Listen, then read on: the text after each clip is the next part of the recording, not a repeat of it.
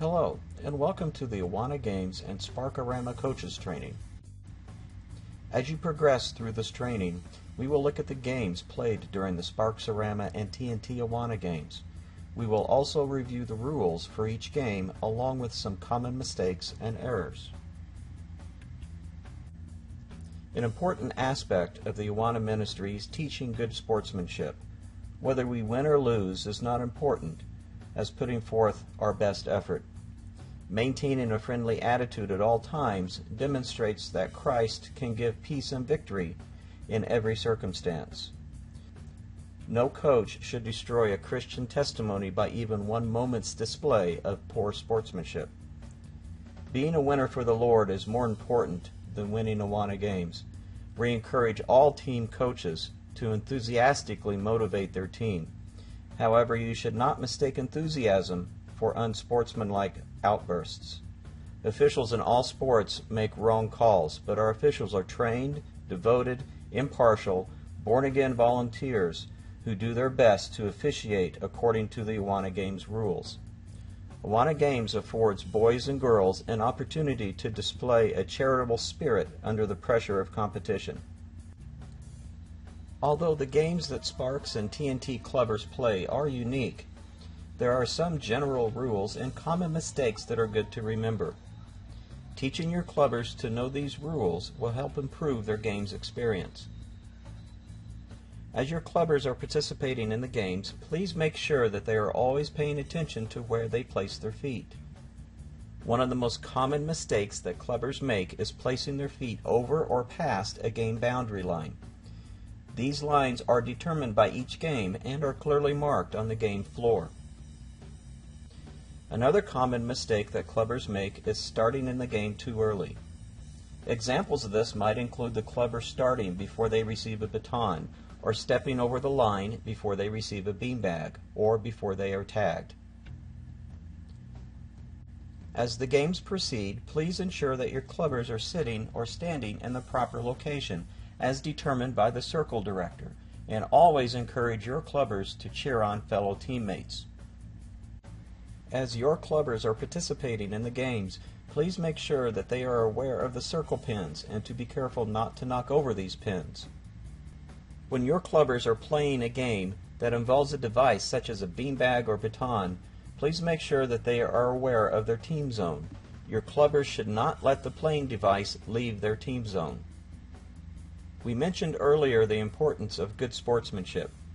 As you are modeling good sportsmanship for your clubbers, please let them know the importance of not pushing or interfering with other clubbers or teams. Also make sure that your clubbers know that if they have questions concerning the games, to ask their coach and not the line judge. We also know how easy it is to get excited while we're playing the games. But please make sure that your clubbers are focused on the game so they do not skip any players during the game. This is a common error made in some of the relay games.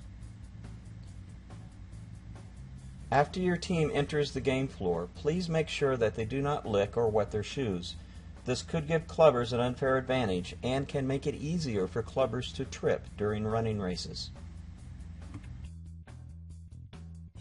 Sparkorama is similar to a TNT Awana Games meet, but yet it's different. It's a day of fun for young children and a day of exciting participation with new friends. As a coach, please remember this is not a day of high-pressured competition. Sparks-aged children are not ready for the keen rivalry of an Awana Games meet. Don't expect or encourage them to compete as fervently as older boys and girls. Sparkies play games for the fun of playing them. Winning can be only one gratifying result of their team effort. Sparkorama should also be a ministry to parents. It is an important opportunity to present clearly the gospel of Jesus Christ. Remind parents not to stress highly competitive attitudes with their children on this special day. A Sparks team consists of a minimum of 10 players and a maximum of 15 players, of which at least 3 players must be boys and 3 players must be girls. Every player must participate in at least 3 games. All Sparks clubbers in the 2nd grade or lower who did not reach their 9th birthday by September 1st prior to the meet may participate. All Sparksorama participants must have passed 10 sections this club year by the day of the meet. Teams may register for only one Sparksorama meet. If you have less than the number of clubbers you need to make a full team, please remember that your clubbers can still participate. Even if you only have one clubber, contact our missionary Jerry Burheim so he can get your clubbers placed on a team. We prefer that every clubber that wants to participate is able to do so.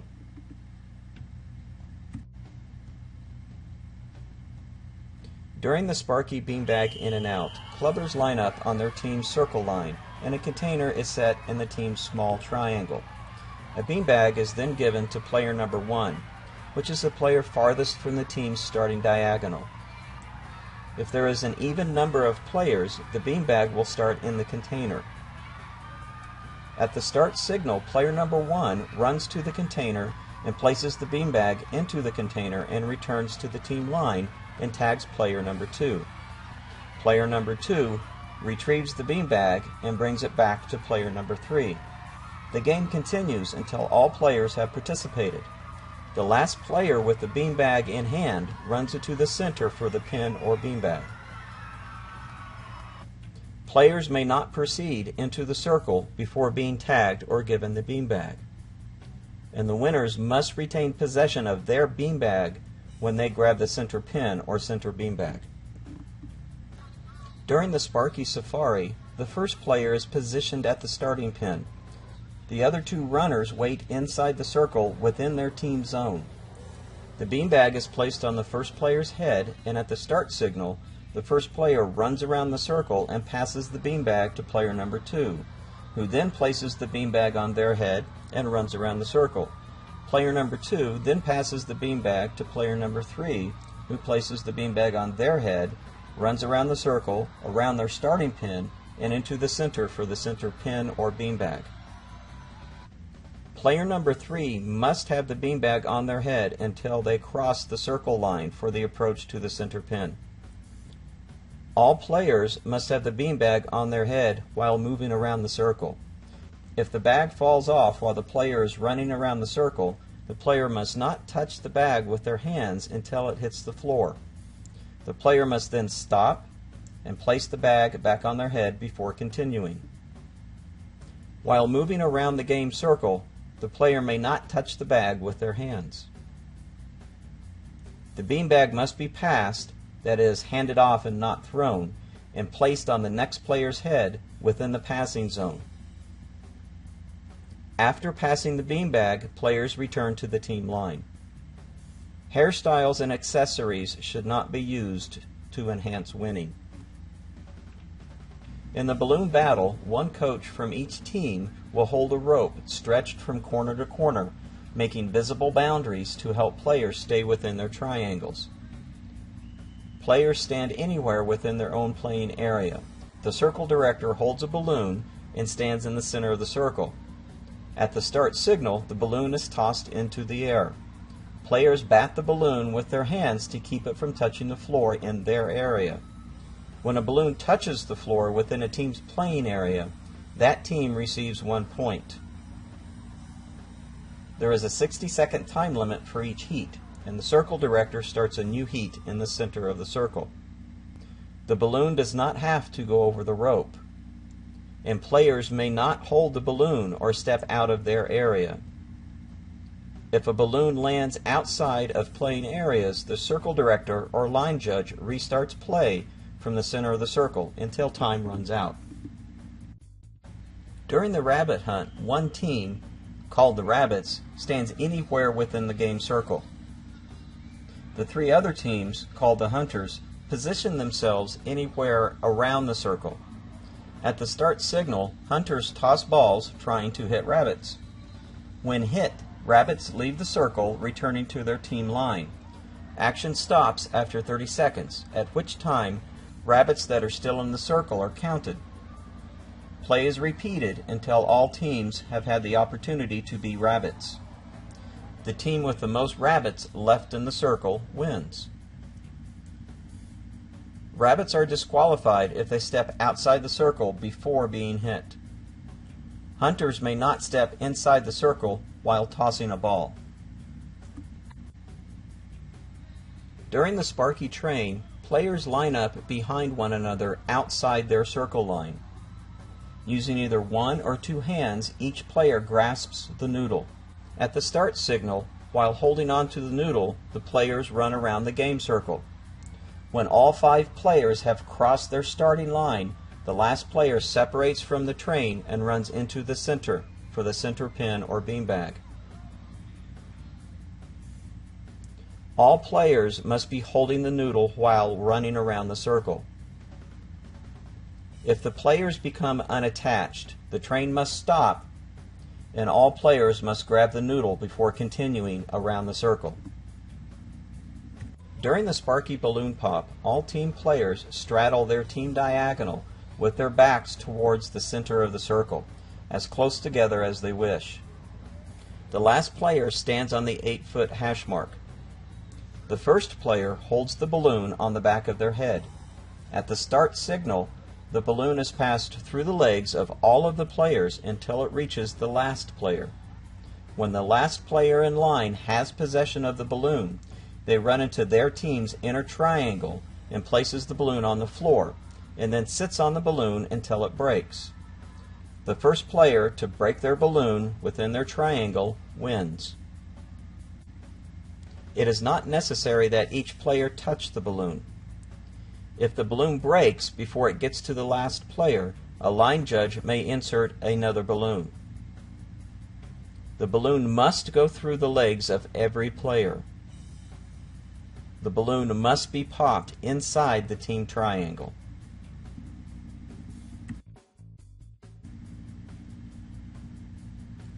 For the TNT Awana Games, all clubbers in the 3rd and 4th grade who have not reached their 11th birthday by September 1st prior to the meet may participate.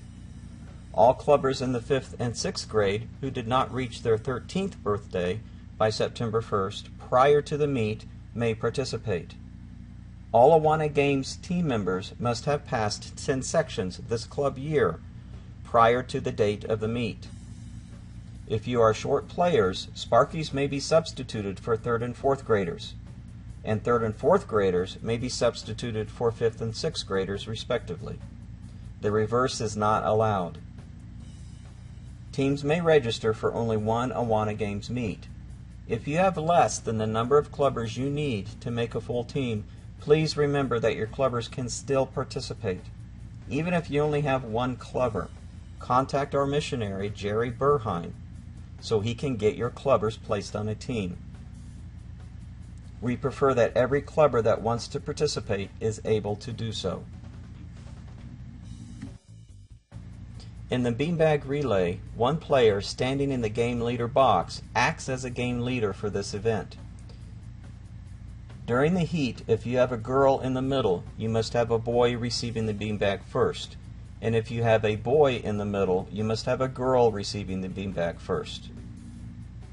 The team leader may stand or move anywhere in this box, but must have one foot in this box whenever they are throwing or catching the beanbag. The team leader may lift their foot which is in the box, but will be disqualified if it passes through the imaginary plane extending upwards from the line which form the box. The other players stand with both feet along the circle. These players may not step inside the circle at any time during this event.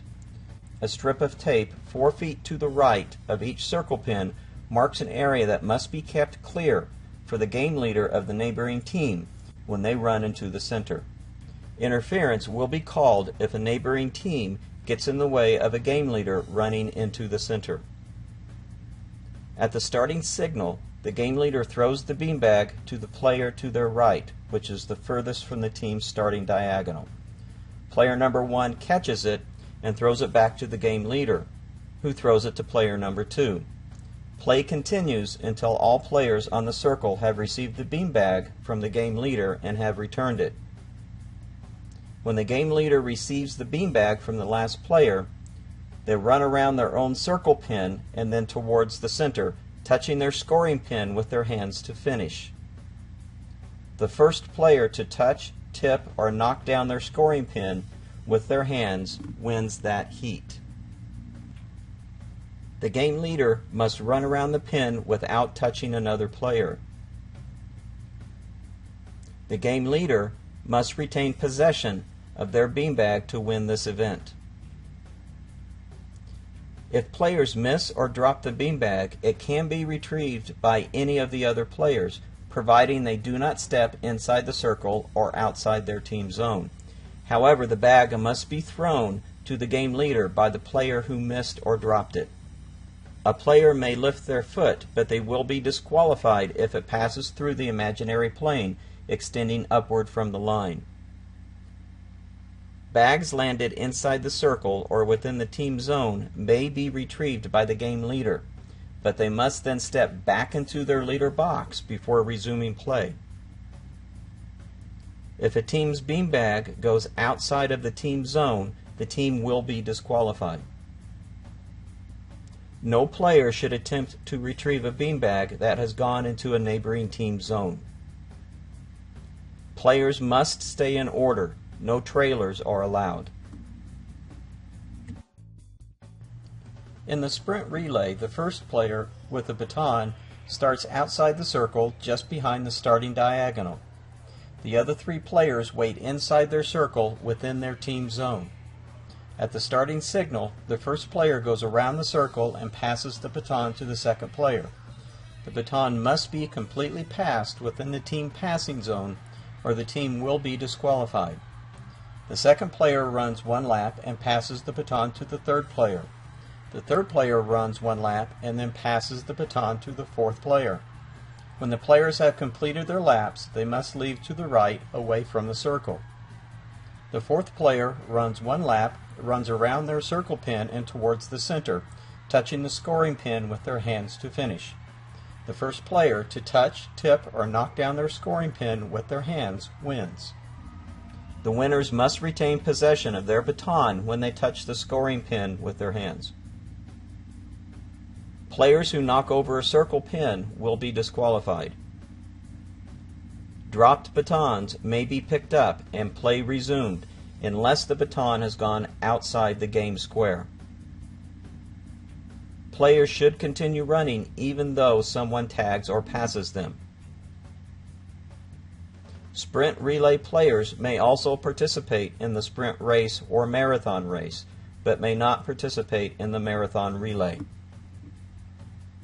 In the beanbag bonanza, the colored beanbag is placed in the center of each team's center triangle. 5 players line up on their circle line. Player number 1 holds the striped beanbag in their hands. At the starting signal, player number 1, which is the player farthest from the starting diagonal, runs into the team center triangle, switches the striped beanbag for the colored beanbag, and then runs back to the circle line and hands the colored beanbag to player number 2. Player number 2 runs into the team center triangle and switches the colored beanbag back for the striped beanbag, returning to the circle line to hand the striped beanbag to player number 3, who repeats the action. Play continues until player number 5 switches the bags. Player number 5 then hands their bag to player number 1 and play continues for a second round. The second time player number 5 goes in, they do not switch the bags. Rather, they run towards the center, touching their scoring pin with their hands to finish. The first player to touch, tip, or knock down their scoring pin with their hands and has their striped beanbag in their possession wins that heat. No player may step over the circle line until they are handed the bag from the previous player. If a player does step over the line prior to receiving the beanbag, they must return behind the circle line with both feet before entering the center triangle to place down the beanbag.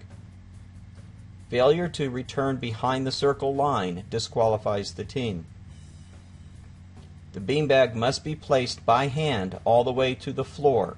The beanbag should not be dropped or tossed within the triangle.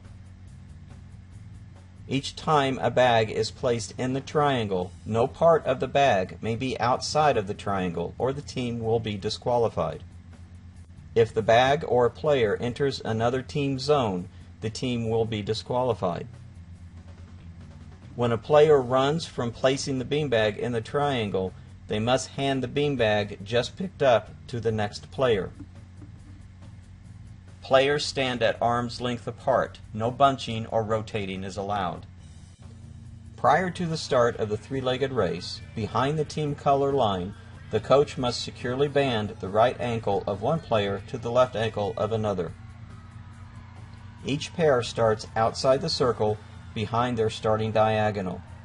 At the starting signal, the two players run as a pair for 2 full laps around the circle. Players complete the race by going around their circle pin and towards the center, touching their scoring pin with their hands to finish. The first team to touch, tip, or knock down their scoring pin with their hands wins that heat. A team is disqualified for the heat if their pair knocks over a circle pin or if the ankle band comes apart. If any player falls to the floor, the team is not disqualified. Players continue running even though someone tags or passes them.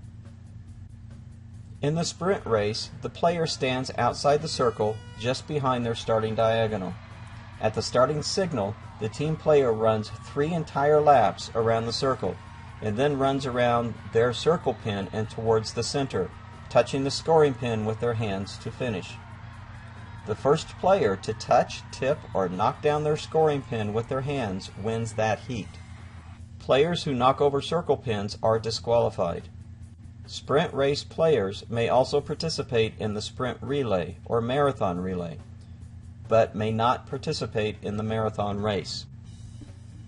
In the 4-way tug, 2 players from each team take hold of the rope with their hands at one of the 4 marked points. 4-way tug players may wear gloves for this event only. 1 beanbag is placed on the diagonal line for each team at the 12-foot mark. At the starting signal, all players pull the rope towards the beanbag on their team diagonal line. Players are not permitted inside the rope. Play starts with the rope taut.